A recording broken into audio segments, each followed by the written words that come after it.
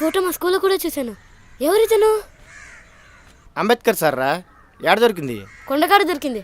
నువ్వు ఎలాగో నాకు అట్టయిపోలే కదా, రాసుకోవడానికి కష్టంగా ఉంది. ఈ ఫోటో వాడుకుంటాలే. సరే వాడుకో, నీకు సరిగ్గా దొరికిందిలే. నైనా నీకు విషయం చెప్పునా?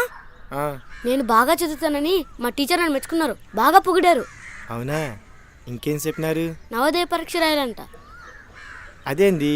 ఆ పరీక్ష పాస్ అయితే వాళ్ళే చదివిస్తారంట, హాస్టల్లో కూడా ఉండొచ్చంట. మంచిదే కదా, అయితే బాగా చదువుకో నాయనా. నీ పేరేంది? చంద్ర.